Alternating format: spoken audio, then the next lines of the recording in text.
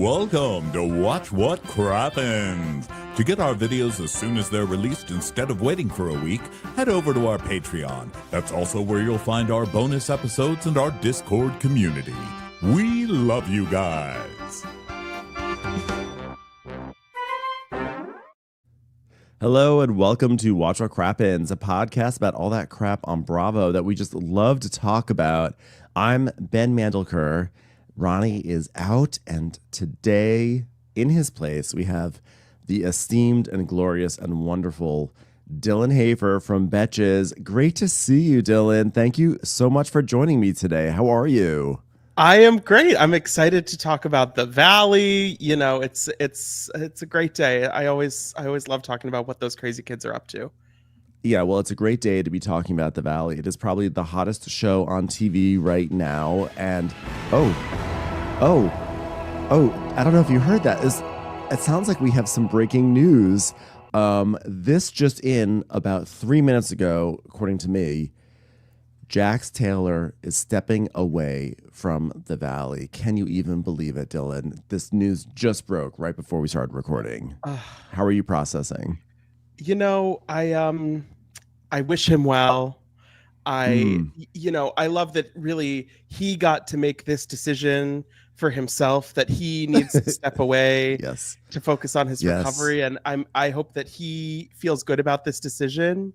And I won't miss him. So yes. And it was definitely his decision. 100%. Yes. He chose. He was like, you know what? I'm going to leave this show voluntarily. This is definitely a Jax Taylor decision. 100%. If there's anything Jax is going to do, it's claim that it's his show and then be promptly removed from the cast the following season. So he's 2 for 2 in that sense. Yes, he is. Well, maybe that social media job in Tampa finally worked its way out. Like maybe they got through the red tape. Like, look, the hockey team is ready for you, Jax. I know you're on the Valley, but it's time. It's time to come to Tampa. Oh man, I'm coming home. I can't wait. I'm coming home to hockey, man. Yeah. So he's clearly fired. Like, obviously, clearly fired. And I feel like that's a good call. It's interesting timing of the announcement that it's the season finale is next week, and then there's a reunion, which I believe he was at the reunion. So it's like I'm not quite sure why they're announcing it today, but I'll take it whenever it comes. Yeah, that is it is a little surprising. Normally they announce the firings like right after the reunion is done, right? It's like right after, or maybe during the reunion, but like not this. It's just a shade early. Maybe Bravo has to announce like a lineup. Maybe there's like a BravoCon lineup or something that has to be announced that they have to like get this out of the way first. They should start doing, like on America's Next Top Model, when they would have the composite photo of all the girlies and then the one would sort of like dissolve away at the end of the episode. They should start doing that with Bravo firings. Like at the end of the reunion, it's just like Jax kind of like, gets like snapped away from the cast photo. Yeah, I think that would be, I would love to see that. What do you think about this firing? Do you think this was the right move? I mean, I'm a very big proponent of villains on Bravo, and I don't think that we should fire our villains just because they're villains. However, I think Jax did cross a line. I think like the stories of what he was doing with Brittany it was a bit too much. What do you think? I think the thing with villains is that like there has to be some give and take with somebody's dynamic in a cast. And I think on a show like The Valley, you have two people like Kristen and Janet who are able to sort of play off of each other in a way. And, Janet especially, I think, is very polarizing with the audience. But there is sort of, she's able to kind of like, get it back sometimes and kind of play different levels. And I think with Jax, just this whole season has just felt so depressing, and watching him go to rehab and be, more or less away for half the season and then come back and if anything show the opposite of growth, the opposite of progress. It feels like he's been more reactive and more angry, and nothing that Brittany is saying to him is clicking. We'll get to this week's episode, but it just feels like with him at least for right now, I don't, never say never.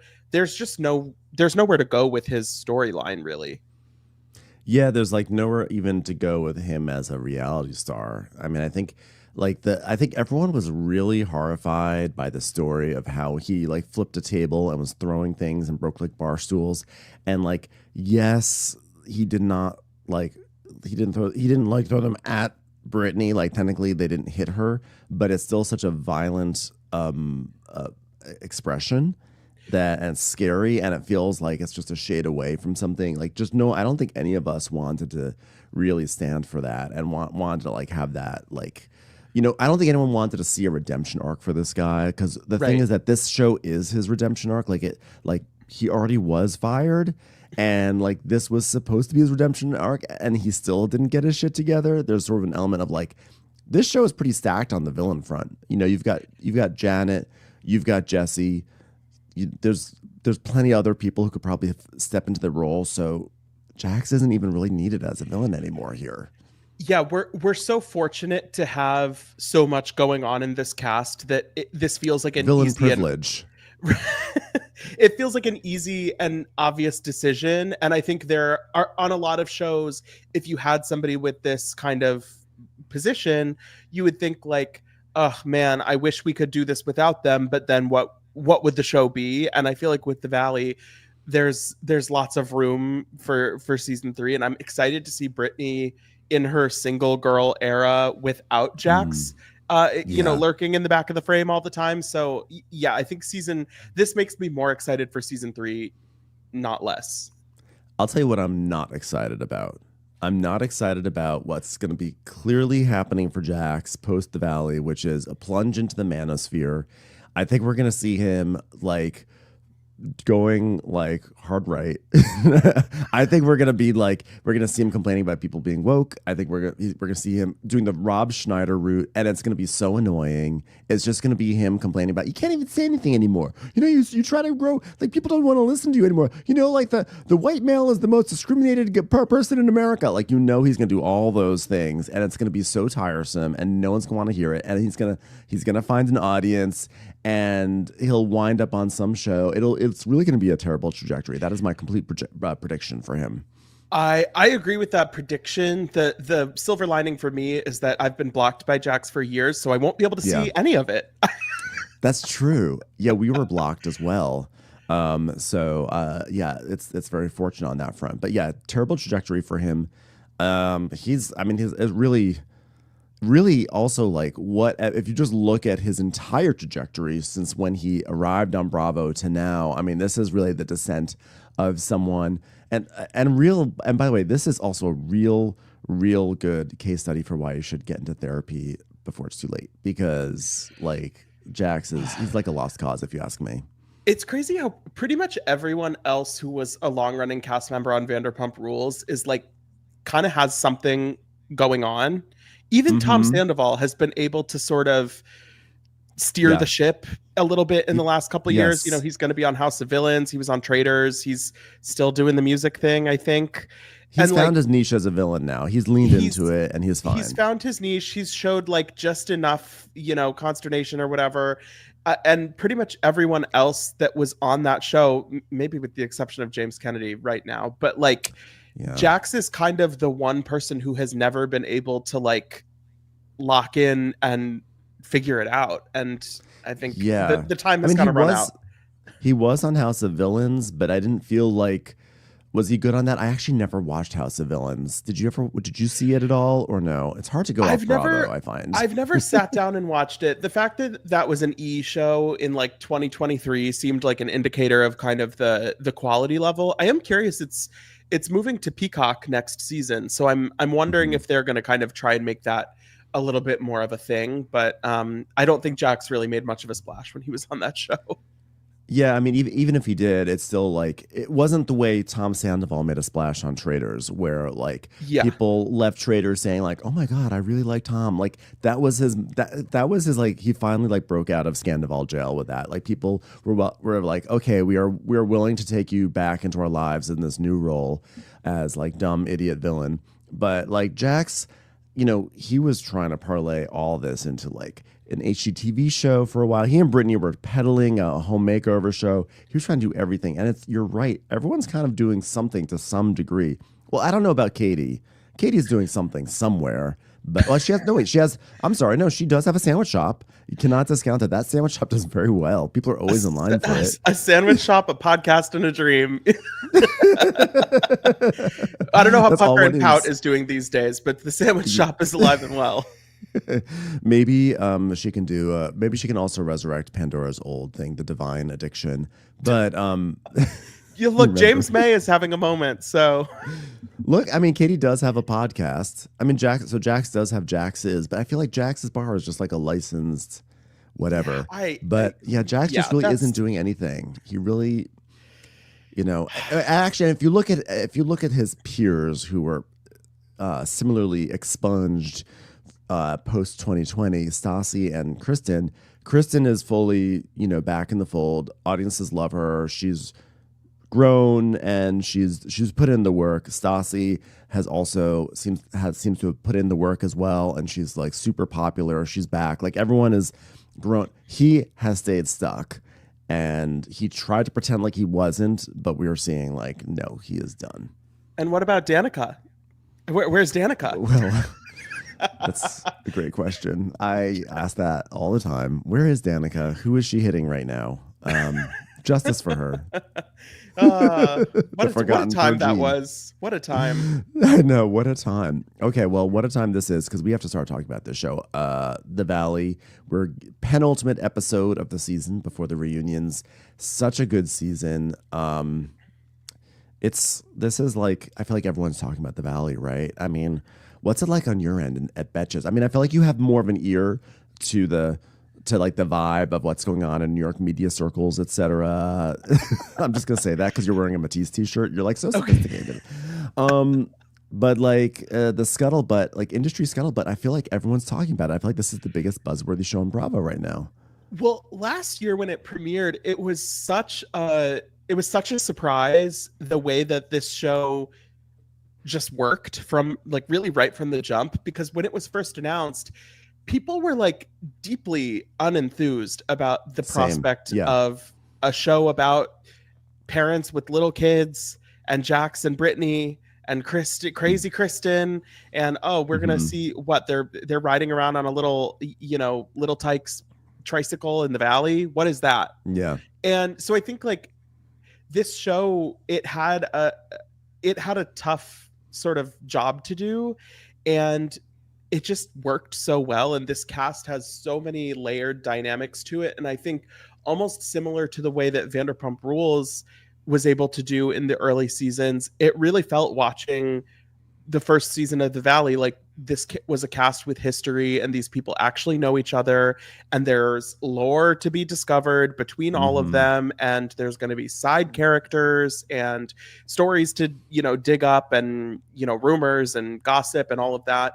And I think season 2 has done a good job of sort of building on that momentum and bringing in some different side characters. I think Sheena being around on this show has worked better than I expected. I think Tom Schwartz also kind of makes sense in this world. Lala, I'm a little hesitant still, but we'll see. But I think overall, it's been a really exciting show, and it feels like they have potentially like the gas in the tank that this could go on for several seasons and stay pretty interesting. Yeah, they have a deep roster of people that are interesting that you want to watch. And you're right, they do have a lore, and you also get the feeling like a lot of these people are going to probably stick with the show for a while, because I kind of think it's like it's really all they have. And so I think we are set up for something good here. And it's so cool to see how the show has been really like aside from Love Island, which of course was like, took over pop culture for 6 weeks. I feel like The Valley has been the thing that people have been really, really talking about. Like, it's so cool to watch a variety roundtable, and Seth Rogen is on there talking about how he loves watching The Valley. I don't know why. Like, we don't need validation from Hollywood actors, to love what we love, but it's just really cool when when our shows sort of like permeate the intelligentsia and these like very highfalutin FYC panels that they put on at this time of year. Yeah, and I think also they did a good job. Something that I've talked about with season 1 is they did a good job of Kristen and Jax and Brittany being central characters without it feeling like they were always the protagonists, like they were always sort of the heroes of the show. And I was worried. I think like talking about Jax leaving, it's funny because it was sort of my concern when it premiered that we were going to get like Jax's side of every story and it was going to be the Jax show, and it really didn't end up like that. And I think that's part of what has worked so well, that it really feels like we're sort of riding the roller coaster with all these people versus just kind of, it doesn't feel like a vanity project for the Vanderpump Rules, OGs. It feels like, oh, you guys are thrown right back in the mix with everybody else, and you're still going to have to, scrape and claw for a good edit, just like everybody else. Yeah, it'll be interesting to see when Vanderpump Rules comes back, how it can live on Bravo anymore. Now that I feel like we're kind of now focusing our attention on the Valley, and we also have Southern hospitality for our young hospitality people. And I'm very open to the new Vanderpump Rules. I think it was the 100% correct decision to reboot it, start fresh, get back into the restaurant. But I think that like I think it's gonna have an uphill battle. I think people are not gonna be open to it, and they're gonna just shit on it right away.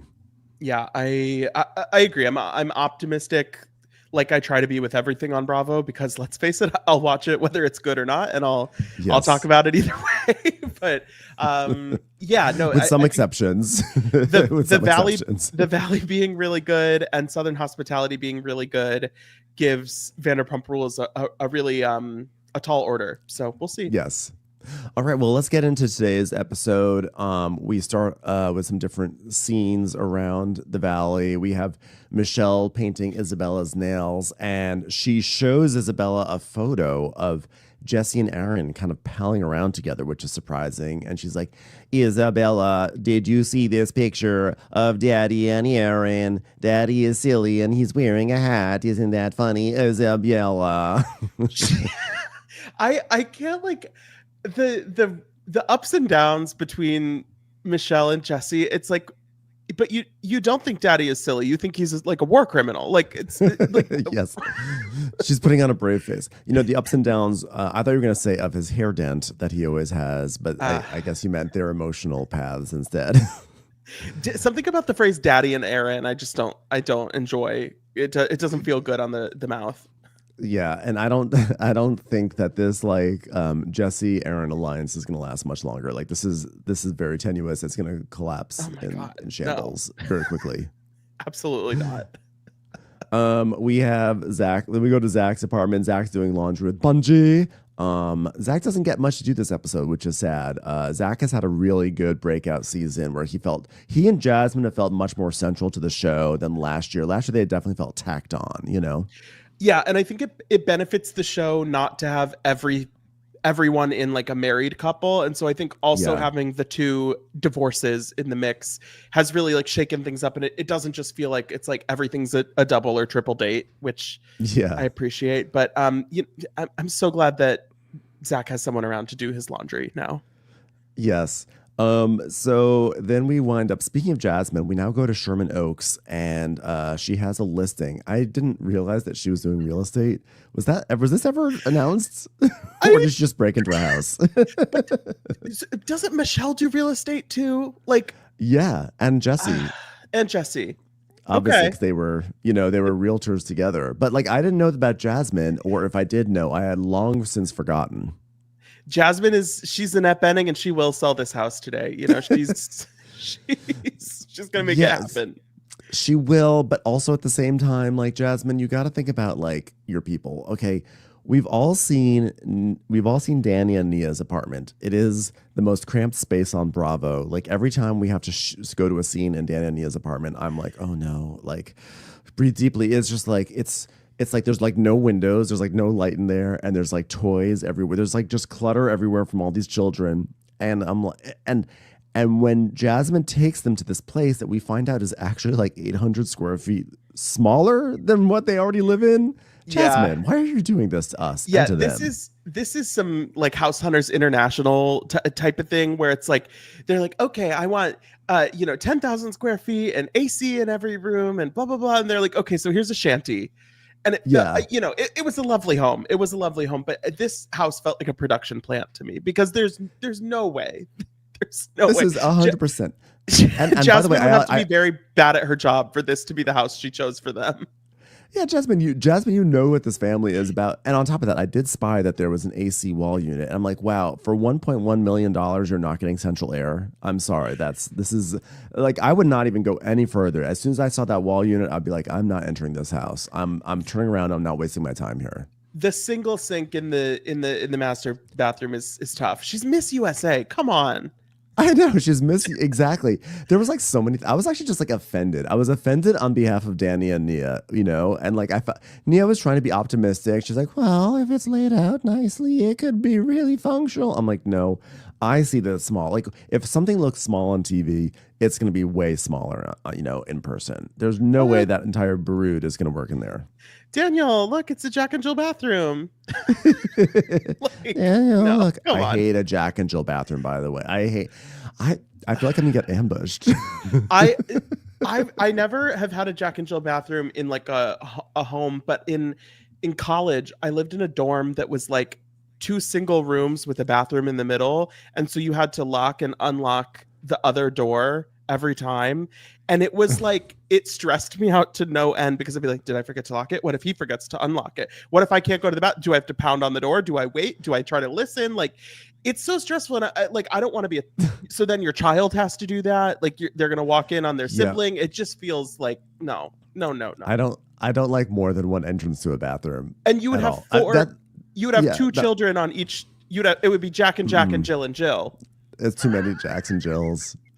Too many possibilities. I just don't want any of it, and I rebuke it. By the way, I want to say I'm going to hold space for your college experience because that sounded terrible what you just described. It was okay. I don't want to act like I'm just glossing over that. That was terrible.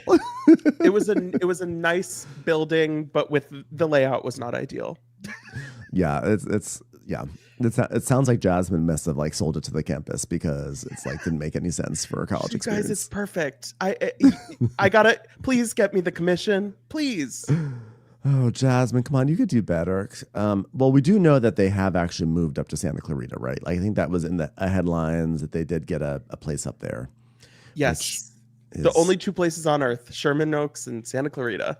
I know. I'm like, you surely could have found a nice size home, like closer than Santa Clarita. Santa Clarita is far. I don't care. Every time he says, 20-minute drive north, I'm like, it is not it's 20 minutes at midnight. It is not 20 minutes any other time. It's like, it's going to be 45 minutes at least. And I'm so mad about the Santa Clarita agenda that he has. Like, you should stay with your peers. This cast between Jesse spending a lot of time in Newport and them moving to Santa Clarita, they're going to spend a lot of time in the car next season. Yeah, well, it's like the Beverly Hills cast. I mean, for a while there, when you had like Yolanda in Malibu and Erica in Pasadena, I mean, those distances are massive. Like people really don't realize how far apart those. People just think these are just all like areas. I can't give an equivalency, but like. That's like a 90-minute drive to go from one end to the other. Like, and you're going and you're going to meet for happy hour with your enemy, and you're probably going to storm off before you even finish the first drink. Precisely. So anyway, they look at this place, and it's like this is terrible. This is not the right choice. And Danny, of course, says like 5 different times, 4 under 4, 4 under 4. So they finally do what they're there to really do, which is to sit down and talk shit, right? So they go to sit down and they're talking about like Nia won't even say Janet's name anymore. She calls her Voldemort of the Valley, which I thought was actually pretty good. That was a pretty good read. I feel like Nia has Nia has gotten more comfortable this season being a little messy, making a shady comment or two. She's not just like the former, Disneyland princess anymore. And like, I like when she kind of gets in the mud a little bit like that. Yeah, I famously on the first episode of the show, I thought Nia was going to be a monster. Like the way that she was like a beauty queen, but then she would call Danny Daniel at all times. I was like, oh, just wait. We're gonna pull those layers off, and she's gonna be the biggest monster. And she has literally been a delight ever since. Like I eat my words every day, but it is nice to see her getting a little bit of an edge. Have you noticed, by the way, that when Kristen is talking to Nia, she also says Daniel. Like you can tell that she's like, yeah. So with Daniel, you feel like it's. I just want to honor her wishes. That's how she prefers to address him, so I shall address him that way as well. Daniel. Yeah, there's like, I'm like, Kristen, don't do that, because that's clearly one of those like couple things where it's like it's some sort of signifier of an elevated relationship, right? Like he is my husband, so he is not just Danny, he's Daniel. This is going to signify that I have a different relationship with him than the rest of you do.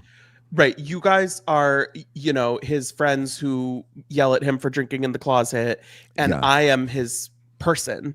And so he, to me, it's a more sacred bond. And so I use the Christian name Daniel. It requires a formal declaration of his name. Look, if it's working for them. It does seem to be. It seems to be. By the way, what do you think about the whole Danny thing? Since you're here as a guest, let's check in. I know that this is a little bit old news on the show, but I would love to hear your thoughts on Danny. Do you think Danny has a problem? I've had complicated feelings about it all season, because it seems like he has some stuff to work on. It seems like he has some adjustments to make, some things to look into. And I don't have an issue with other people in the cast bringing that up, because what are we here to do if not, throw mud at each other? By the time we were in Hawaii, it felt a little bit like beating a dead horse, and a little bit like, okay, we're not actually having a productive conversation about this. So maybe with respect to the Jasmine situation, let's table this and maybe speak about it in a more serious manner. And it feels like Janet has been kind of trying to use that to, score points for herself a little bit, which I don't love. But at the end of the day, I mean, it definitely seems like there's a little bit of a concerning, pattern of behavior with him. Yeah, I don't know, nor could I diagnose whether or not he's an alcoholic, but it sounds like he's a bad drunk at the very least. And like, you can be a bad drunk without being an alcoholic, and I think he needs to like be a better drunk. He was like too old to be that sloppy. It's like a Dorinda medley in a very different font, where it's like in a different font. Because it felt like every season of Roni for a while, it was like, Dorinda's an alcoholic, and it's like, is she? I don't know. Does it seem like she maybe should drink less sometimes? Yeah, we're like, like, not everything has to be like alcoholism, unless like someone decides, okay, like this is not right for me. But like some people, like, with Danny, I've had some friends who, like, when they get drunk, they just are like the worst, and I kind of stopped being friends with them because they're just like annoying. And I don't think they're alcoholics. It's just like that's like they let out all their bullshit, and you're just like, I don't want to deal with this. And I kind of feel like Danny is that way. Like, once you see him start drinking, you're like, oh gosh, I don't want to have to co-sign to this misery right now. Right. You're like, okay, this dinner is going to be less fun in 20 minutes because Danny just took 3 shots.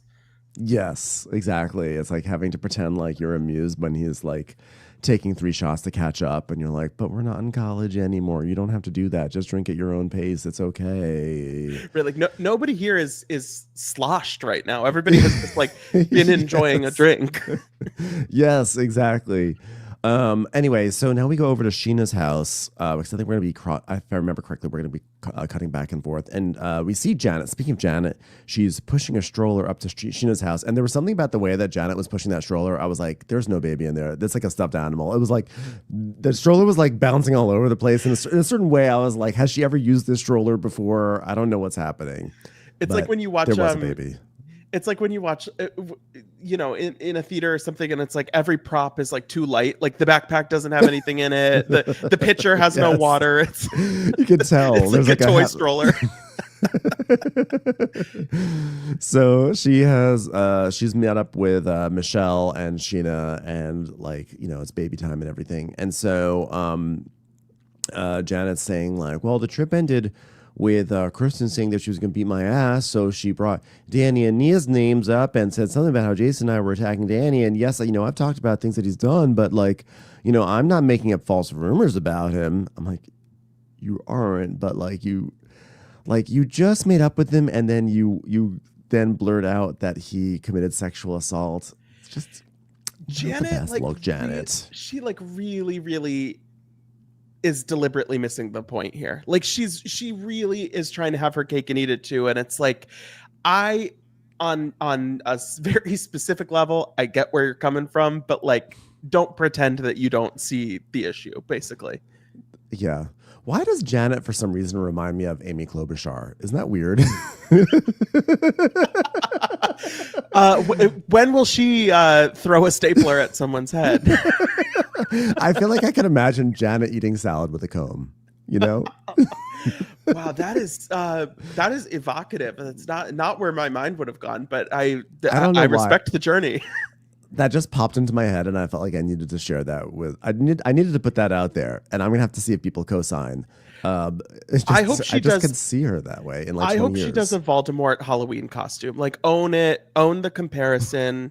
I think that's what I want to see from her next. Yes, I would like that.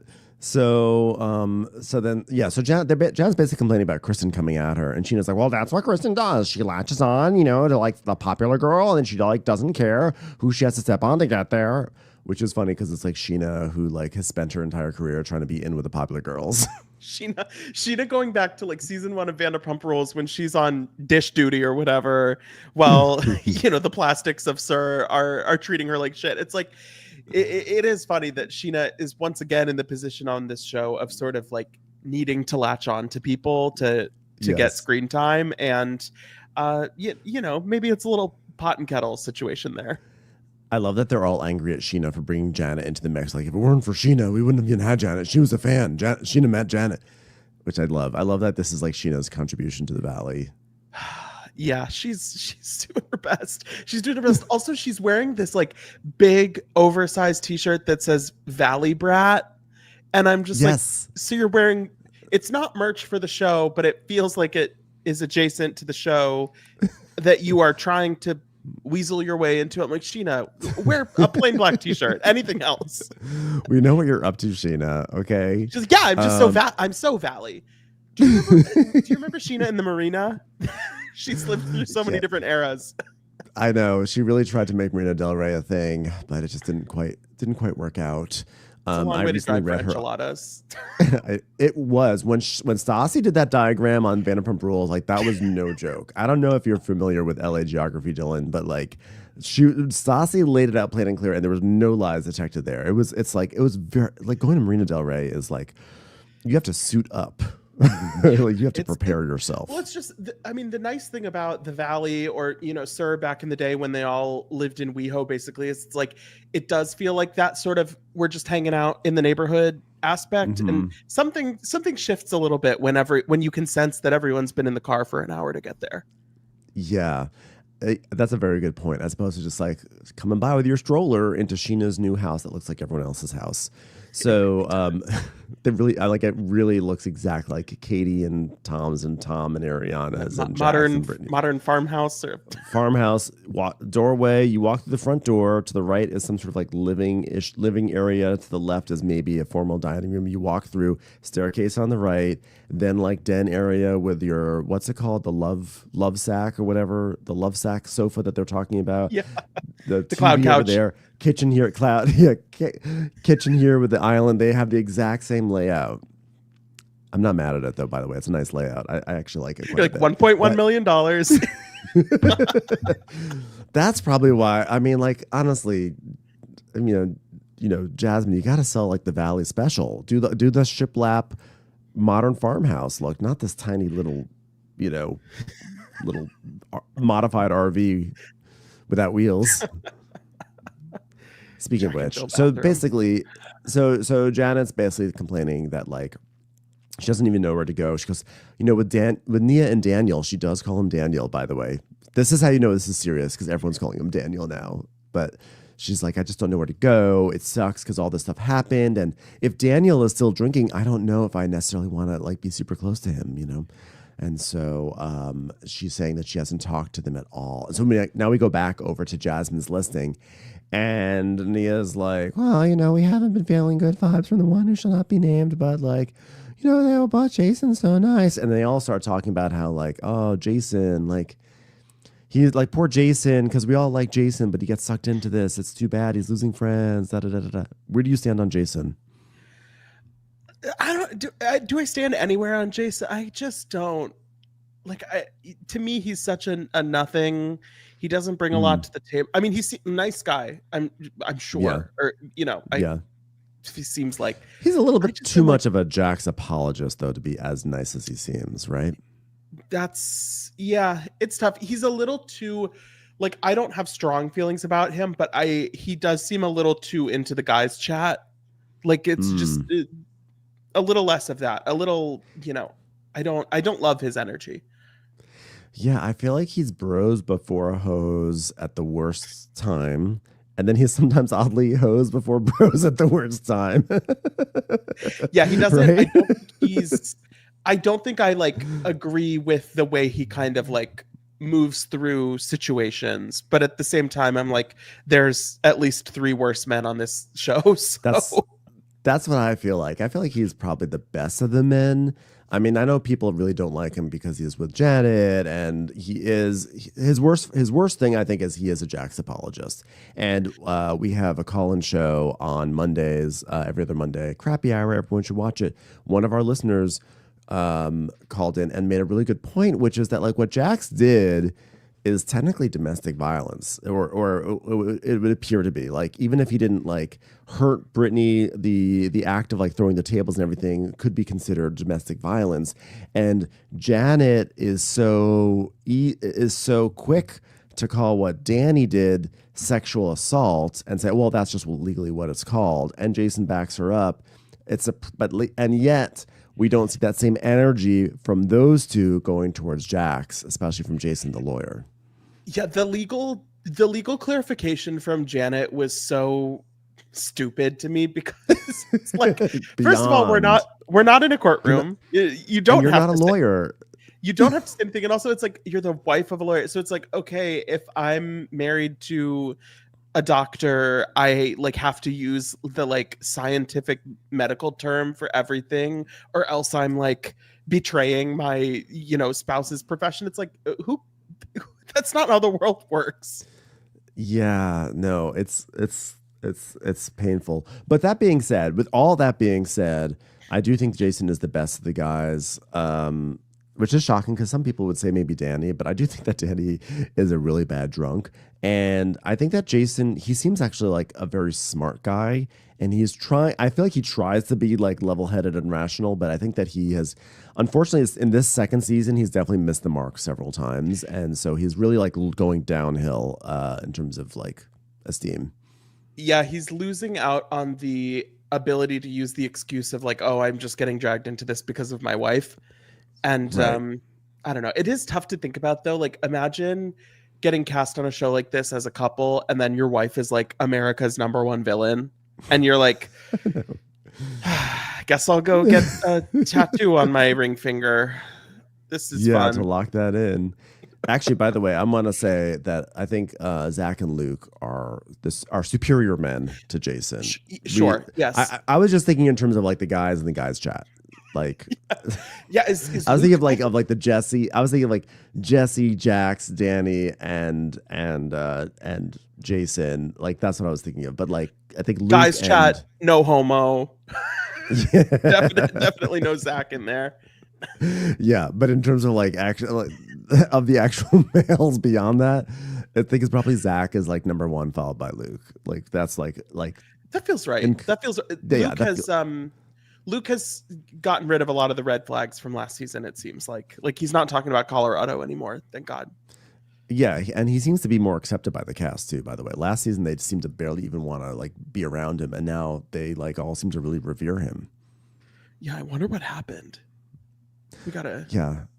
What did happen? Was there hazing? Was it hazing? I think they realized that Luke just didn't really care. And I think that they're like, oh, shit. Okay, cool. Maybe he's a cool guy. I don't know. It's like, oh, you're not going to move back to Colorado in 2 weeks? I guess we'll hang out with you. Oh, you fixed our broken down Sprinter van on the side of the road. So that's pretty cool. Okay, we'll let you into our group. You gotta have one handy guy in the guys chat. And I don't think it's Jesse. It's definitely not Jesse. Speaking of Luke, we go to Kristen and Luke's house, and Kristen and Luke are having like TV dinners on their, I guess what we find out is their love sack couch, their cloud couch, whatever, the very expensive couch, right? It's a very, very, very expensive couch, according to people. I didn't actually do any research on the couch. I just got some DMs that were like, that couch is really expensive. But then I always see, so there's the cloud couch, and then I'll see on TikTok that there's like, oh, this cloud couch dupe. Like you can get some site has it the same looking couch for less. So I do wonder if Kristen and Luke have the dupe. But either way, it looked a nice setup. Can I say something? I've never even heard of this sofa until this show started to air. And like there was like, because Brittany has one, she's like, look at my cloud, look at my love sack, and then that's when I got DMs like, wow, that love sack is worth a lot, blah blah blah. And I've never heard of this thing, and then they are talking about it now today on the show, like, oh, you got one too, and now you're talking about you've seen dupes of them. I'm like, am I out of the loop on this? I did. And how much do these cost? I just bought a couch, and so I have been, really my algorithm has been serving me a lot of couches, both in and out of my price range. So, I once went to when we were getting a sofa here. I went to Restoration Hardware, thinking for some reason that was a good idea. And I remember sitting down on their stupid sofa, which was like 3 inches off the ground, so it was already low and stupid. And then it was just like a normal, it wasn't even a section or anything. And I think they said it was like $28,000. And I thought he was joking. I literally was like, I'm sorry, did you say 2,800? And he's like, no, 28,000. And I'm like, goodbye, I'm out of here.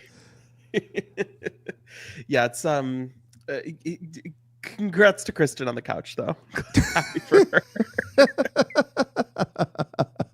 That being said, we want to congratulate Kristen and Luke on their sofa that they have chosen now to sit and eat food on with dogs. So they're sitting there, and Jill is begging for food, and apparently Jill is begging because Kristen taught her dog how to beg, and then that dog taught Jill how to beg, and now Luke is really unhappy about it. It's a sad state of affairs. I'm just learning now. There's a dog named Jill. Her dog Luke's is named dog Jill? is Luke's dog is named Jill, which I think is hilarious. It's such a sure. I agree. No, I agree. I had this reaction last season. I'm picturing the dog with Jill Zarin's voice. Hi. Hi. So you got any Diet Coke? I make the best Diet Coke. I brought a suitcase of Diet Coke to Europe because they don't have it there. I take it you saw Below Deck last year when she was on it. Allie has made a lot of TikToks about the suitcase of Diet Coke. Oh, okay. I didn't realize that. No. Yeah, because Jill Zarin was on Below Deck, and she was obsessed with Diet Coke. And then she's like, okay, I'm going to teach you how to make Diet Coke good. Okay, this is how you do it. She like acted like there was a recipe to it. She's like, okay, you put some ice in the glass, you put the Diet Coke on top of it, and you got good Diet Coke. I hope she's well. I hope she too gets a love sack sofa soon. God bless. God bless. She's probably got 3 of them down in Boca. And I reposted them with Zarin Fabrics. Gary, I want to go. I want to go to Zarin Fabrics because guess what? I learned how to sew over the past like 18 months, and now I care about fabrics. I want to see her fabrics. Zarin Fabrics. It's there. It's a big store, right? It's a big, yeah, it's like a big, like wholesale fabric store. It's very like, like Mood Fabrics on Project Runway back in the day, same kind of vibe. But I don't think, Yeah. I mean, she's not like involved in Zarin Fabrics Right. anymore, but it's, the name is the name. Well, maybe her gay husband is still working there since we haven't seen him in, 12 years. So Kristen and Luke are tending to Jill the dog named Jill. And she's feeling a little blue because they had another fertility meeting with the doctor, and his sperm are good, so it really just comes down to her body. And she's and you feel bad watching her because she's really coming down so hard on herself. But I think this is actually like one of the things that has been really like redeeming for her, is because it's like a very real thing she's going through, and it's very relatable. And there's also the happy ending of, we all know now that she had a baby, and so like we know she's going through this pain, but we know that it's gonna like turn around for her. So yeah, she's going through it at this moment. Yeah, I'm glad that we've gotten to watch this season knowing the ending, because it's the one spoiler where I'm like, okay, I actually am. This would be a lot more depressing if I had to assume that she was still kind of struggling with it. But I'm very happy for her. Yeah, it's wild to think that she's 45. By the way, I have not really accepted that. Yeah. Isn't she 45? Or did I just age her? She's in her 40s. I'm gonna look her up. Oh, you know what? Maybe she's 42. Maybe it's Jax who's 45. Jax is 45. You're 45. Yeah, that's Jax. Kristen is 42. I apologize, Kristen. I did not mean to add 3 years You're to your life. 45. You're 45, JX. 35. It's wild. It's wild that they're all in their 40s. It's like people in the real world who are now in their 60s. I'm assuming some of them are in their 60s by now. It's like the world is a strange and scary place. Someone should shelter Jill. Keep Jill out of it. Make sure, just feed Jill. Give her all the food she wants, because the world is scary enough as it is. Let her beg. Give her some of that chicken. So they basically are talking about it. And then, speaking of Jax, ding dong, here he comes. Jax walks in. Jax, let's talk about, why does Jax have such rosy cheeks all the time? Where did this come from? Yeah, I don't know. I mean, I don't He's know. Buffed, and it's like shiny pink, and like it's just shiny and pink. It's disarming. Is there like a steroid side effect or anything that may, I don't know, because Jax has been through a lot of phases, and there's definitely, I mean, there's been like coked up Jax and roided out Jax, and sometimes he looks good and healthy, and I don't know exactly what phase he's in right now, but like that's got to just play havoc on your skin. Yeah, maybe that's what it is. Maybe he like developed rosacea or something like that. Not to rosacea shame. I'm just curious as to why he has such rosy hues on his cheekbones. It just doesn't make any sense to me. So he comes in with a giant orchid that he gives to Christine, and she's like, "Yeah, I can't keep an orchid alive for the life of me." I'm like, "Okay, well," he's like, "Okay, next time I'll get you a pie, I guess." I don't know. So it's funny to be like, "I've never kept an orchid alive." It's like, how many times have you tried? I can imagine her. She probably had like a solid year where every week she bought an orchid. She's like, okay, this one's going to work. It's going to happen this time. They're just so beautiful, and they represent light and love, and every time. have heard that like orchids, like just because they lose their flower doesn't mean that they're dead. It's just that the flower is over. She's throwing away a live plant every week, being like, the fucking flower fell off. Now this is dead. The orchid's like, but I just took my makeup off. That's all. I killed it again. I would never. That being said, I would probably throw out the orchid as well, and I would never. That's why I don't get orchids, because they are too much. They're just, get something solid. Get a fiddle fern. Get a tulip. Get a fucking tulip. Okay. Get something that's gonna be reliable. Get a lilac. So he comes over, and Jax is doing his standard, woe is me pitch to everyone, trying to control the narrative. And he's like, Brie and I were just like talking for like 5 minutes, and like, because we're allowed to talk. He's like, by the way, sorry I must ruined your engagement. Oh God, I don't know what I was thinking. It's so stupid of me. That's his like standard thing that he does when he's like messed up and he's trying to be like good little boy, And then he's like, and then I said it was Brittany. I threw her under the bridge. Like, oh man, I don't know why I even did that either. It's chill, calm down, shut up.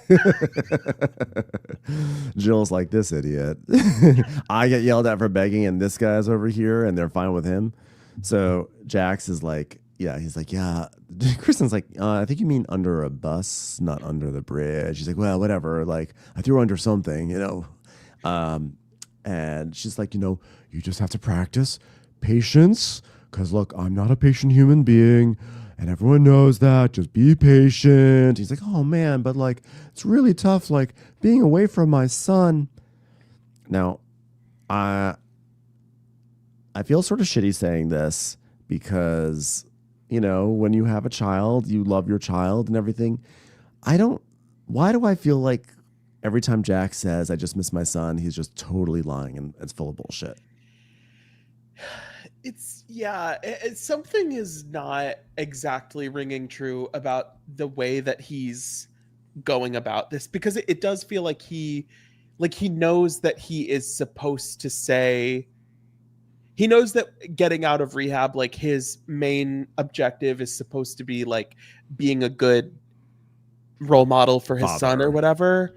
But it's like, he's so far away from that mark that it's like, why are we you have 12 other things you should be worrying about before you worry about whether Cruz can come for a sleepover at your house, whether there's nasty women there or nasty women.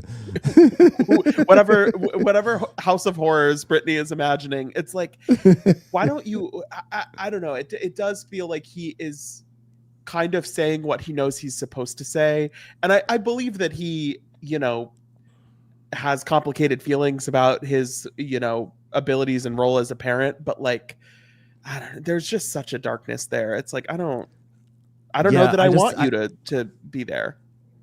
I think it's just more like, it's just based off of like his interactions with his son last season. It just seems like all of a sudden this season, he seems to be, he seems to care a lot more this season. Now, he is the father, so it's, I really can't take that even away from Jax. But there's something that feels a little bit like, this is an angle, like an unassailable angle I have that I can use, and I'm going to use it as much as I can. Yeah, he knows that he's supposed to be out here performing dadness. Yeah. Performing dadness. Performing fatherhood. So then Luke has an idea for him. He's like, oh, well, how about like maybe why don't you say that you'd be willing to put a camera in Cruz's room for her? And Jack's like, oh, that's such a good idea. That's a great idea. I'm like, what? How is this a good idea? If you like, okay, I know you're very scared to have Cruz, or you don't want Cruz to stay with me, but I'll put a camera in his room so you can watch him. It just doesn't seem to be like, there shouldn't have to be a camera at all. I have never seen a couple have this much back and forth of camera logistics and filming in houses. Yeah. It's like at a certain point, like maybe the cameras aren't the problem. Maybe we should exactly. Why don't we address the root? If you have to use a nanny cam on your husband, like that's not, you're supposed to use a nanny cam on an employee that you're like not sure if they have your child's best interest at heart, or maybe they're stealing from you. But like, if you have to use it on your husband, that's a bad sign. Or if you have to volunteer to have a nanny cam used on you, like not a good sign. Like, let's deal with the root causes here a little bit. Right? Is this something that like, would a court order you to do that in a custody situation where it's like, okay, you have visitation with nanny cam? I don't think so. Yeah, I don't think so. Let's work on yourself a little bit more, Jax. So then we go over to Jesse and Isabella. They're at a toy store, and she's like whacking him with like a sword or something. And then Danny and Asher are like feeding the kids and making wolf sounds and stuff like that. And now we wind up back at Kristen and Luke's house. It's another day, and Kristen is doing a James May photo shoot because James May is back. Okay, well, I guess it never left, but it's having a new season of t-shirts. James May is it's going strong. It's an American heritage brand at this point. It's been it's been around for a decade. Yeah, she'll be on Project Runway as a mentor soon enough. Like, Project Runway is coming back, and if Kristen Doty isn't there as a guest judge, I think the show has lost all credibility. She's like, actually, I think this garment would have worked better if it had an offensive slogan or like a Native American headdress on it. She's like, this flower child shirt really needed, more words, another phrase, another slogan. Yes, this needs more Fleetwood Mac imagery on it, please. So she's doing a photo shoot. She knocks over some soda. She knocks over a Coke bottle. And Brittany's come over and she's taking photos and everything. And she's like, "Oh, I'm not actually a model. Let's not take photos once in a while." And I love doing stuff like this. I love this. I love it a lot. So they're taking these photos, and then Jax calls, and she's, "Oh, well, here he is right now. He wants his ring verification code." Jax, "Okay, hey, Jax." And he's like, "Yeah, I'm trying to install the new ring right now. Okay, they need the password I just sent to your phone. No, if I send you this code, you get access to my ring." She's like, No. I have my own ring. I need this. Come on, you need to do this. No, I'm not going to do this. I'm not going to send you my verification code. Okay, so we'll go rot in hell, Jax. Is it like the ring logistics? It's like, why would, if he's getting a ring cam at his new apartment, why would the verification code be getting sent to Brittany? Like, why is it on the same account? So Ring is owned by Amazon, right? Is it like some sort of like Amazon Prime thing? Did you buy it with? No, it doesn't work that way. I literally don't understand why. The ring code family plan. I literally don't understand why a fresh new ring, a hot ring, straight off the Amazon conveyor belt, why that needs any sort of shared account or linkage to the other ring. Well, you know what? Brittany can't figure it out either. And she's not going to give him that code. She's like, "I'm not stupid, Jax. I don't know what this code is, but I know I'm not going to give it to you. Okay. I love these things. I'm doing a model photo shoot." Yeah. I love it. I love it. And he like loses his mind. He's like, "But I'm here right now. I'm fucking here right now. They're here." And she just hangs up on him. "Oh God, he won't leave me alone. I mean, I'm definitely like trying my hardest to move on, and then he's constantly hovering over me, and he like doesn't want me to be happy. So this is all Jax Taylorism is to get my shit. Okay, Jax Taylorism," which is funny because Taylorism is a thing. So it's funny that there's now a Jax Taylorism. You know, an update to the classic. Well, I think original Taylorism is something about like efficiency in factories, correct? Oh, okay. Didn't Henry Ford do something with Taylorism? The point is this: whatever Taylorism was, it has now been replaced by Jax Taylorism, and God bless all of us for. I love one of my favorite details is when it's Brittany's turn to get her photo taken, and she calls Zach in because she says, "I need help with my hands."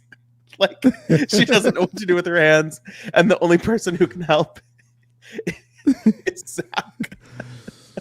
I imagine if Zach weren't there, she's taking photos with like her hands on these things. It's like, it's not.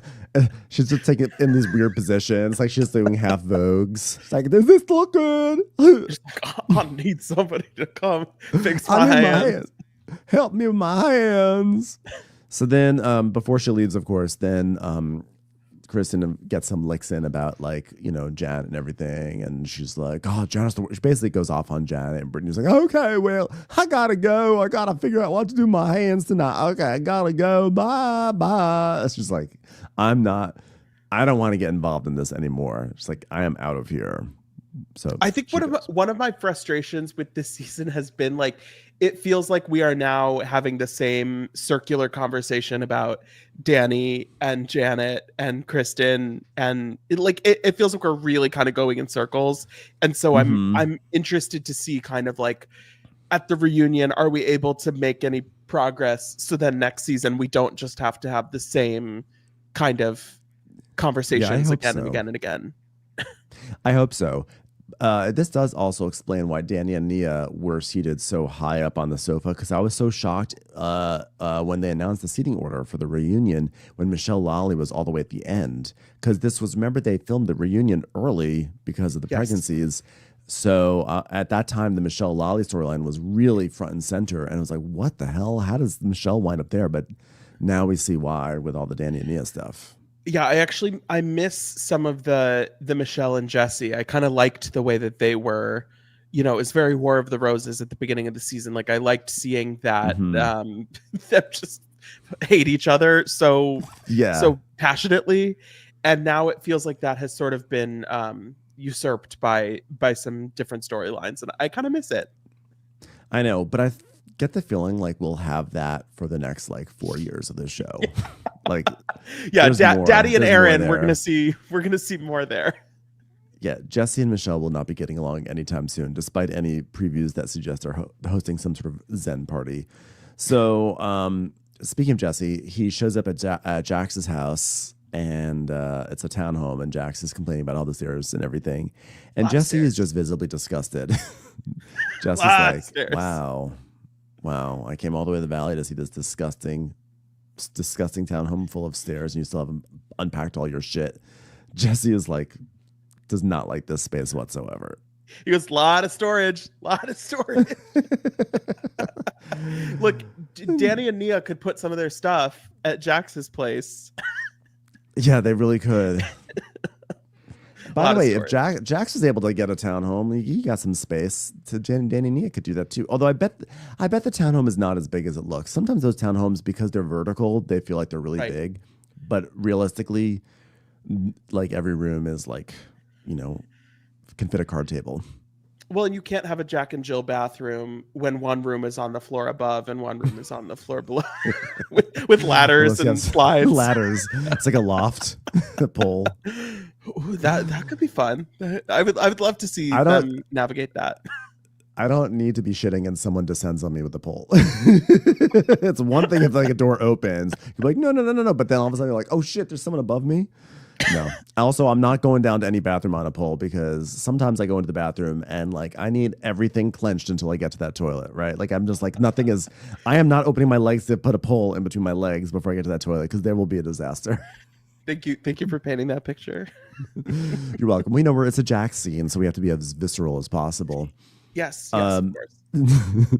Really need to set the stage. So Jax is now complaining. He's like, I don't know how she's getting over it so fast. I mean, I just don't know how she's moving on so quickly with like another man. I mean, like, did you feel that? Like what the fuck? Because he's like really upset because Brittany is like dating someone, when Jax has had like 7 different girls that he's dated publicly. Yeah, he's really setting the goalposts wherever he wants with this, and it's like you've never been faithful in a relationship in your life, and so now when you're fully separated, he just really he cannot like figure anything out with this Britney situation, and it's no. If he wasn't so terrible, it would be depressing, but I'm like, this is kind of what you deserve. Yeah, I think he's just gonna, any angle he can to sort of try to like kind of carve out some sort of moral high ground, he's going to go for it, even if it's totally hypocritical. And so here he is trying to paint her as someone who's moved on quickly, perhaps even painting her as someone who's maybe an opportunist, who knows. And he's trying to paint himself as the dedicated father who just wants to see his son and is just trying to do all the good things and grow and yada, yada, yada. And Jesse's kind of like, no, like this isn't going to work. He's like, yeah, you just have to commit to the closure. Just be over it. Like I had to do it with Michelle, which is funny because has Jesse really done it? Well, it sounds like maybe it's been done incorrectly in terms of the paperwork. Yeah, that's true too. Because that's what we find out also is that Michelle, I guess, filed something incorrectly, and now they have to start their divorce all the way over again from the start. I would love Michelle's side of the story, because of course Jesse says that Michelle did it wrong. And so now they have to redo it. And it's like, yeah, I'm wondering what the real story is there. Yeah, I kind of feel like Michelle's getting screwed by this season because Jesse seems to really get the last word in on what happens, and he seems to be controlling the narrative. But every time that it comes to Michelle, she's like, no, that's not what happened. I filed my thing on time, and then he went to LegalZoom and he couldn't afford it, so he filed his thing with a Post-it note, and the judge rejected it. And you're like, oh, and he well, was that's a completely different story. threatening me. Threatening me. Threatening. It's Threatening. It does feel like Michelle has maybe taken a bit of a backseat this season, and I don't know if that's her doing, or if there just hasn't been room for a lot of her. Like, we don't see a ton of her and Aaron. It doesn't feel like they're main characters on this show. So maybe because her mom is sick, she's been sort of actually like, maybe she hasn't been able to put the full energy into the show.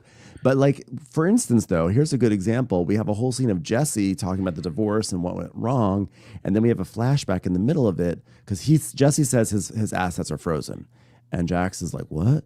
And we see a flashback, and we see Michelle telling Sheena that, oh, by the way, Jesse got this big loan under his name, but basically expects her to help him pay it off, right? I think that's what I gleaned from that. And she's like, I don't want to pay for that. Yeah, and it's like, that's such a brief flashback. Yeah, because it's when Sheena's wearing the Valley Brat shirt.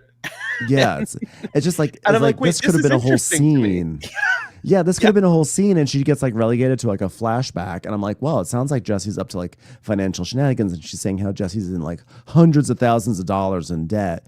And like that just gets like shoved off into a flashback, whereas Jesse gets to have a whole scene with Jax on a rooftop talking about how his assets are frozen and he just wants to move on. And oh, Isabella is everything with Jesse. It's the same thing with Jax. He's like, I just care about Isabella. And you're like, both you guys are just manipulative assholes. That's what I think. Right. They're just two guys who the world is against them, and they just need a win. Come on. They need a win. Just a win. Just one win. Ugh, I wish straight white guys could get a win once in a while, you know? It's tough out there. It's, it's in these valley streets. Yeah. So then we go to Danny and Nia going to plastic surgeon, to Dr. Rafi Hovsapian, who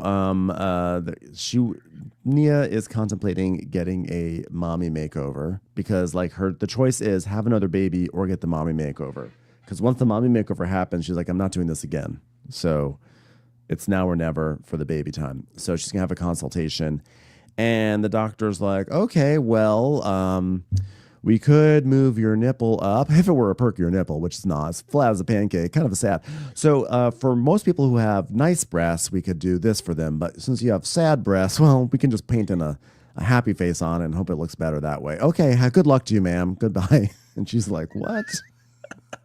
He's like, oh, this is worse than I thought. It's not a very. I get that like you want an honest opinion from a doctor, but he doesn't seem very his bedside manner. I have some questions about. Yeah, he's like, well, one way is we can move the areola and then we could bring it up a centimeter, but that would be for a perkier breast. He's like, you have two options. The first option won't work. Yeah. Oh, sorry. I on my chart here it said a client was coming in with perky breasts, and unfortunately that's not you. So anyway, we're gonna hold on. Let me look in the file for old lady options. Okay, hold on right now. Okay, this is something for you. Would you like the old lady option C, where we just put you in a nice bra? What about that? She's like, oh, thanks a lot. Well, it's rough. At least Danny gets in a pervy joke about hooking up in the exam room. He's like, well, since you already are unclothed. But yeah, she's upset by it because the doctor was basically recommending that like what she would need to do. He said was like just a shade under extreme, and I think that that phrasing really it really bothered her because it made her feel. She's like, I just had every imperfection on my body like circled with a Sharpie, and then Danny's like, so you horny? Should we fuck? I've never. So 4 under 4. 4 under 4 shots right now. Yeah, I totally get what she's feeling, to be honest. Like I can imagine like you are it's not only that, it's like she basically disrobed for television and then had a guy be like, this doesn't look right, this doesn't look right, this doesn't look right. So she's probably like, that was mortifying. Like Yeah. probably didn't want to do that again. Right. Like when you go in for that consultation, you want to be the one where the guy's like, oh, this will be easy. Not bad at all. Yeah. You look great. I barely even need to do any surgery on you. And instead he was like, okay, this is what we'll do. And now all of America can see that, like, you know, but like, of course, by the way, it goes without saying, she's like gorgeous. And like she's totally being her own worst critic right now because, you know, like you look at her and you think to yourself, like, why are you I feel bad that you don't see how like beautiful you are, you know, but you know, Totally. We all get it. We all want things improved with ourselves, I suppose, you know? So anyway, I hope they had great sex. So then we go down to, speaking of romantic couples moments, Janet and Jason head to a tattoo parlor, which this is a whimsical tattoo parlor, by the way. I feel like normally tattoo parlors are very like a lot of like glass and mirrors and metal and Harley Davidson-esque type imagery. And this was like whimsically like old timey general store or something like that. Or I mean, leave it to Janet to find the like kitschiest place to get a tattoo. Kitschy tattoo. She's like, does Dave and Buster's do tattoos? I don't know how to describe this place. How many tokens for a ring finger tattoo? It looked like it had like magic potions or something. Like, yeah, you're right. This is totally like a Dave and Buster's tattoo parlor, like a ski ball. Like Chuck E. Cheese comes out to give you the tattoo. It's like, oh God, well, unfortunately, Jason, we can only give you the ring tattoo because that's as many tokens as I won today. So, so they're gonna do the thing that curses so many couples, which is getting the ring band tattoo. Like, this is a bad thing. Don't do this. It's not going to work out right. But would you rather curse your marriage or let Kristen Doty continue to spread lies and fiction and falsehoods that you don't wear your ring when you go out? Because that's what's happening. Yeah, but you could also be secure in your marriage and just like live in your own truth and be like, well, I don't care what she says, you know. But then again, I've never dealt with the brunt of Kristen Doty, and that is a very powerful force. Well, and Kristen Doty, armored with the theories and the rumors of all the message boards and all the blogs. It's true. Yes, that's what Janet basically comes out and says, that she's like, Kristen goes online, she finds out what she should say, and then she hurls it at me, and that's what she does. And so basically they get their tattoos. Jason is oddly very nervous about it, and he gets it, and then they have like this scene where Janet is like, sometimes I wonder if I even deserve you. I mean, like, sometimes I wonder if you are going to wake up and be like, oh my God, I'm married to Janet. I don't want to be here anymore. She's like, I mean, I kind of get it. Like Jason's really hot, in my opinion. I think he's super hot. I can imagine being like, whoa, I really bagged a hot husband here. Like, is he going to stay with me? Is this really going to work out? And also everyone hates me.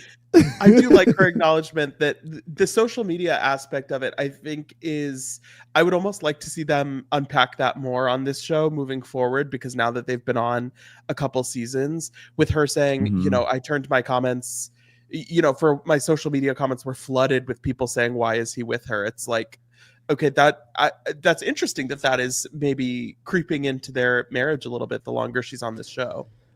Yeah. So maybe it's like even though I say stand in your truth, I can understand, like, you hear so much noise, especially from one of these shows. I can't imagine like having those DMs and comments all the time. It's going to get to you. I mean, it's just, it can't not get to you.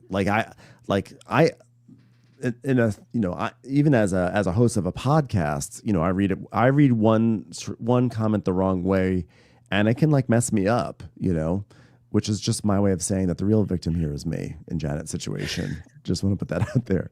But I can imagine, so like maybe he was like, look, I'm going to get this tattoo to show you I'm not going anywhere. Don't listen to the noise. This is my sign for you. I'm not sure.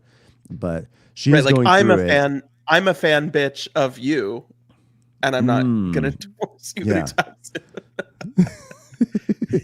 Call me Fanson instead of fan it.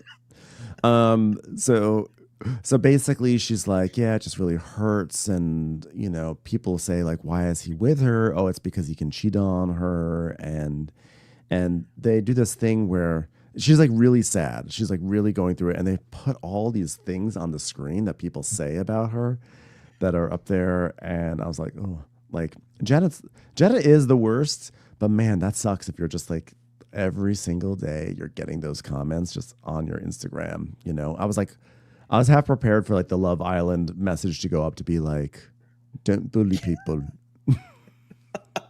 They're like, we love all of our Islanders just the same. It's like, no, this is Bravo.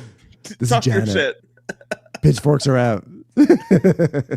Yeah, no, when I have something not nice to say about somebody, I say it on a podcast. I don't type it in an Instagram comment. So yeah, I feel like it comes off better on a podcast because you can still it's speak like your truth. you can really get the tone. Maybe I'm being sarcastic. You know, it's nuanced. Yeah, you can see it's not as full of venom as it would be like if I say, oh, Janet sucks. Like it sounds like that. But if I write on a comment, Janet sucks, it's like fucking Janet sucks, fucking bitch, slut. You're a fucking fan. Yeah, way to go, fan it. So now we go back to Kristen and Luke's home, and Nia comes over, and Kristen is basically talking about, about baby stuff, etc. I think this is just more baby stuff. I think this is just another scene where Nia's saying that she's more open to the idea of going to Santa Clarita, and that basically she's just priming us the fact that she's going to Santa Clarita. She's going to cave and go to Santa Clarita, right? Well, and I think I'm assuming in the finale that we'll get kind of the update that both of them are pregnant, and so this scene kind of sets the stage for that it's like Nia is on the fence between getting the mommy makeover and having one more baby, and she feels like time is ticking, and Kristen obviously still really wants to have a baby, and you know it'll pay off next week when it's like, you know, ding ding ding ding ding, Kristen had a baby, ding ding ding, Nia had a baby. With that exact song too. The Orange County season 2 music. I love the Orange County end of season music that they play. That is like my favorite thing. They have like a certain jam that they pull out. You can't, it's unsingable. I've been trying for years. But it is that cool like little jam with a like, and I tried to Shazam it too. Yeah. I couldn't Shazam. It's like that music is just like the best. I seem to have a memory that they didn't even play it last year at the end of Orange County, and I was really upset about it. The tradition is so important. We're losing our texts. Yes, we really need to make sure we maintain these things. So now we go over to the main event. It's Brittany's house. It's Brittany, bitch. And she has Cruz there, and she's like, Dad is coming over. Did you have a good nap? Okay, he's starting to wake up. Hi, Zulie's going to take you to Sky Zone. Which isn't Sky Zone like indoor skydiving? No, it's trampolines. Oh, okay. That makes so much more sense. Well, maybe like, they've damn. like added on a sky. It's like a trampoline park, which I would never have been allowed to go to, but I hope Cruz had fun. Well, I apologize for not being up on my Sky Zone knowledge because, of course, when it comes to trampoline parks, I only patronize one establishment, and it's the Bellino family trampoline park, which may have been the Sky Zone. Maybe a franchise. Yeah. So Jax comes over and he's like saying hi to Cruz and everything. And Brittany says, well, the only reason why I agreed to meet with Jax tonight is because we need to set boundaries to figure out how we're going to co-parent with Cruz. Like, here's a boundary to set. Don't meet at your house. Meet at like a public space or something. Like, stop letting this man into your home. He's the boogeyman. He's terrible. Let's not do this anymore. And of course, like the first thing that he says to her is this like, pick me. How is Hawaii? Oh, nobody missed me? You didn't miss me in Hawaii? It's like, no, no. Yeah, no one missed you at all. Like, the show actually thrived without you being there. And by the way, the best moment of the season, I think, had to have been Zach telling Jax, when Jax said, "This is my show," and Zach said, "Not for the past 30 days, it wasn't." Like, that still, to me, was chef's kiss. A chef's kiss moment for Zach. Yeah, it really, I mean, this season, when you think about it, Jax has not been present for much of it. We've gotten those little like cursed video diaries from rehab, or a scene of him when they were in Hawaii, but he has not been in attendance at very many of the cast events. And I it's been nice. The show's been fine. The show has been fine.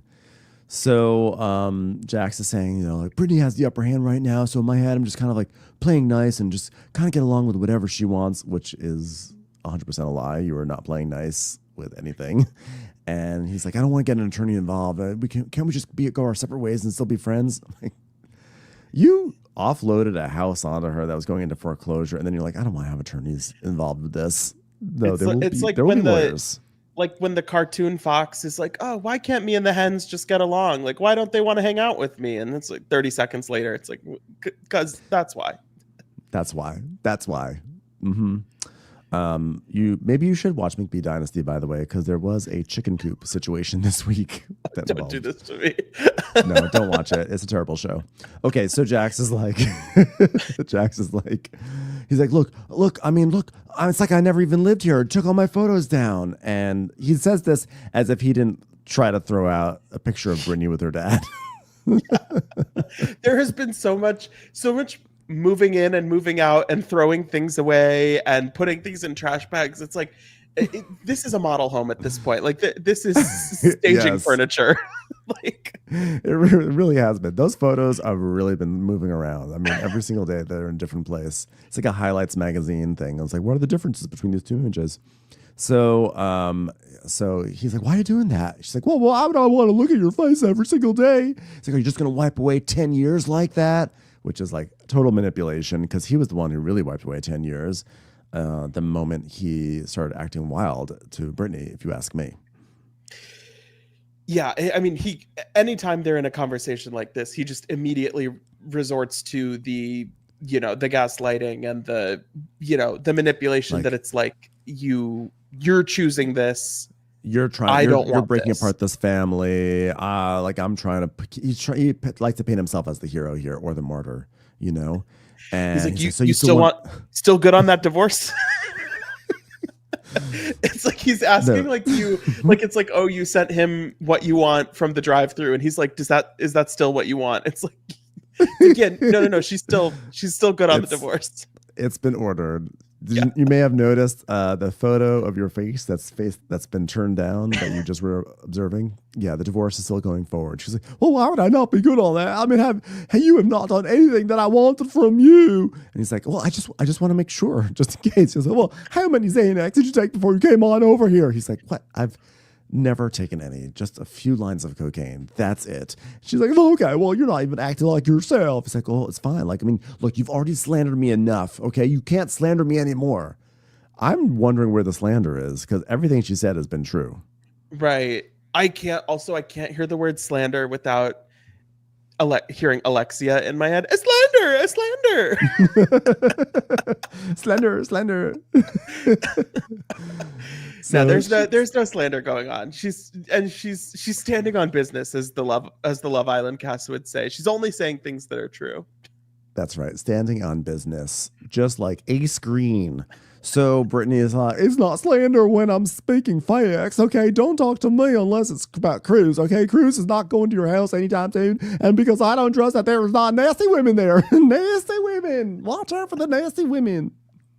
Like, you really are picturing his house the way Brittany describes it is just like a den of sin. Like there's like There's like women draped over the furniture and like, you know, an opium pipe in the corner. It's like the bordello on Game of Thrones or something. It's like Littlefinger's going to come out. It's like, I mean, but to be fair, that could be actually exactly what's happening at Jax. It's Jax. It could be that way. On his love sack got delivered, so now he can do whatever he wants. That's true. In more ways than one. So she says, I'm done protecting Jax. Okay, I am just like so done. I really thought he was going to change. I really thought I'd be the person to change him. So now shame on Sherry, Brittany's mother with the white lipstick, forever teaching her daughter that she could change someone in a relationship. Like you don't get into a relationship to change someone. Like you take them or leave them. And this is not exonerating Jax by any means, but like, I'm very sad that Brittany wasted all these years thinking she could change someone like Jax when she could have just found someone. Like you could get a turnkey boyfriend or husband. You don't need to fix her upper.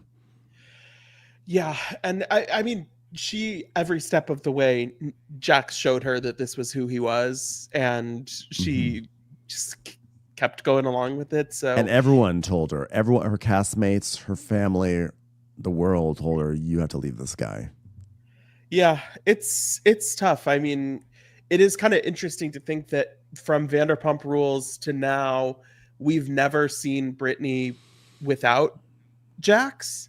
Yeah. And so like season 3 of The Valley, thinking about that, it's like, wow, it's really going to be a different look. And it's gonna be weird. Finally, I know. But by the way, she was this season she was sort of without Jax, and she was fine. Yeah, but like it's still a lot of it was within the context of Jax and his presence. So right, and if he's not appearing at all next season, we're not going to have any more scenes like this. Even if they're happening in her life with the co-parenting, the cameras presumably won't be there. Yeah. So the producers asked her why she protected him for so long, and she was saying that she didn't want him to get into trouble, and like, you know, she tried like she really loved him, and she tried to make him a better person, but how can you continue to be there for somebody who won't even change for you or your son? Like that. Again, it's just it's just okay. So then Brittany, she's now yelling at him. She's like, "It disgusts me. You are so gross, Jax." She's like, "Okay, fine. I'm good. Yep. Bye. Get out of here." Yeah. Every time I can't say anything. I can't win. Everything I say is wrong. Everything I say is wrong. That'll be his podcast in the Manosphere. Everything I say is wrong.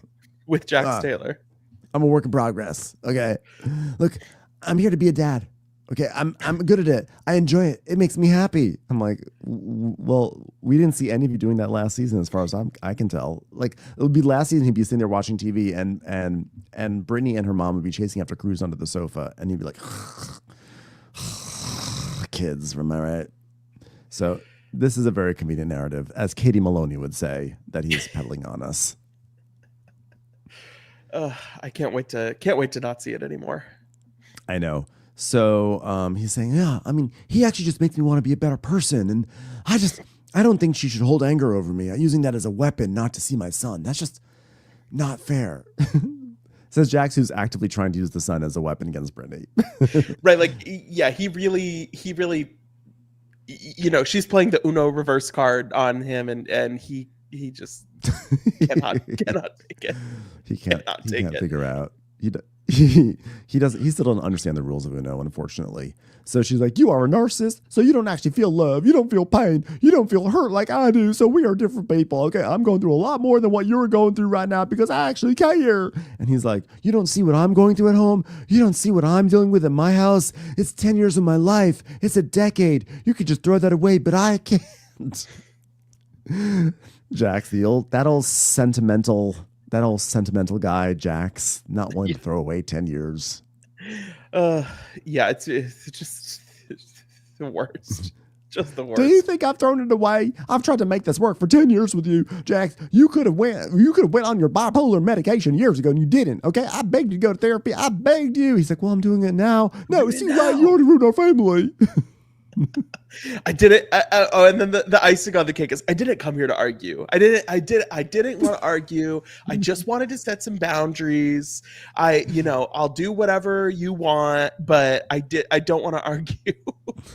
By the way, they have not set a single boundary nor proposed one since he's been here. That's the thing. It's like somebody put something on the table. Yes. Can we have some boundaries, please? Somebody say, he could easily just say, I want to have a sleepover and I will volunteer to put a nanny cam in the room. That has not come up once. Yeah, there's been no boundary talk. Well, Brittany enters something in here. She goes, well, I told you my boundaries. I will handle everything and I will send you a bill for your half of the doctor bills. And he's like, but fine, then you don't get full custody. Like, no, I'll get full custody. Yeah, I'll be getting that full custody. Okay. That's supposed to be your child support. Is that you're gonna be paying for half of Cruz's stuff? He's like, no, I'm not paying. I'm not gonna pay any bills, okay? Because you make more than I will. So so I'm gonna go after your alimony. So there's a boundary she wasn't expecting. Is that he's actually being like, he's like, not only am I not gonna pay, you're gonna pay me. Yeah, at this point when they start getting into the custody arrangements and the alimony and the child support, it's like. And this is the same Jax who 5 minutes ago was like, man, do we really need a lawyer? Can't we just talk it out? Can't we talk it out? And then you're like, it's like, no, bitch, you're paying me alimony. It's like, okay, and here's the need for a lawyer immediately. This is why we have a lawyer. Yes, exactly. They need the Drew and Ralph court monitored texting app. Or they just need a basement that they could put Jax into. So he's like, yeah, this is a 50-50 state, man. So she's like, so you're going to go after alimony for me and I'm going to have to pay for all of Cruz's bills? He's like, God, why are you trying to destroy the father of your son? She's like, I'm not. Why are you doing this? Poor Jax.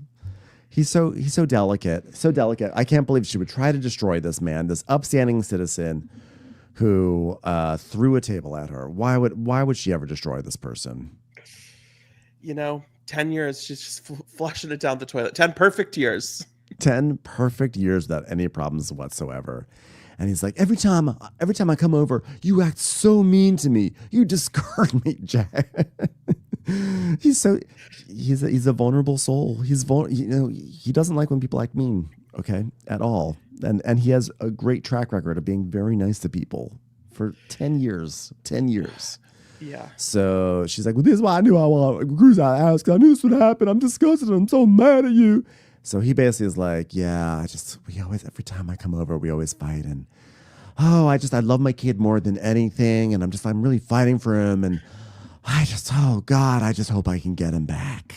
It's like, I love my kid more than anything, except for, hanging with the boys and, drinking at Jax's and, rage texting Brittany. It's like the order of priorities is not so clear. Yeah. He's like, come on. I told all the boys I'd be adding Cruz to boys chat. Come on. You got to let me have him. It's like, Jax, no. So he's like, I'm not saying that, because he's like, stop saying that I'm the one who threw it away. He's like, well, no. I'm not saying that you're the one that threw it away. What I'm trying to say is that you can't get over it like that. She's like, I'm not over anything, obviously. I mean, I am impressed with her because he is such a manipulator and she is really so weak that I'm surprised that she has not caved to any of these tactics. Yeah, it does feel like at some point between, maybe while he was in rehab, she kind of like a switch flipped in her mind where it was like, no, like that part of it is over and we're not kind of negotiating the relationship anymore. And, because she does a good job in this conversation of not falling for the traps that he's setting. Yeah, because he keeps trying to set them. So finally he's like, I'm a piece of shit human being. I get it. Fine. She's like, I can't even look at you, Jax. And he's like, fine. So then he basically just like leaves and slams the door. And that's where it is with that. He tried some moves there. They didn't work. She held her ground. And now we have the season finale next week. But not much time left with Jax Taylor on the Valley. Only 2 or 3 more episodes. Or wow. 3 or 4. I don't know. I don't know how big the reunion is going to be. You think it's going to be a 2-parter or a 3-parter? I would. I would say 2 because they didn't have a reunion at all last season, so I feel like they'll give them 2 to kind of see how it goes. But maybe 3. Yeah. You never know. It feels It's a like big there's cast. 3 episodes worth of drama, but I feel like if it's not a Housewives show, they seem to be keeping it just to 2 episodes. Like I'm Summer usually House and okay. Southern Charm. I'm Yeah. usually okay with the 2-part. Maybe one of them gets to be the 53-minute episode length. Yeah. I'm I don't know, okay with that too. It's a good. I think they would have an action-packed 2-part reunion, which is I tend to like. I like that because, like, for instance, I don't know why we have a 3-part Atlanta reunion happening for this season. Like, that makes no sense to me. Especially when Britt didn't show up. It's like there's only 2 people on that couch.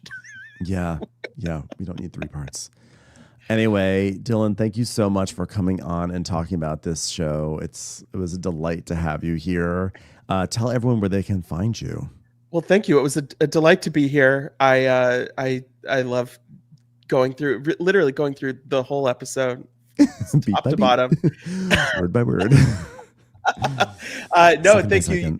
You can listen to me. My podcast is called Mention It All. We do 2 episodes a week wherever you listen. Also on YouTube at Bravo by Betches, with guest episodes every Tuesday, and then usually solo episodes every Friday. And you can follow at Bravo by Betches on Instagram, and I'm at Dylan Hafer. Great. Everyone go give Dylan a follow. As you could probably hear, he's so funny and so smart and so clever. So thank you so much for being here. Thanks everyone for listening. And we'll be back later for Next Gen New York City. Thanks, Dylan. Bye, everyone.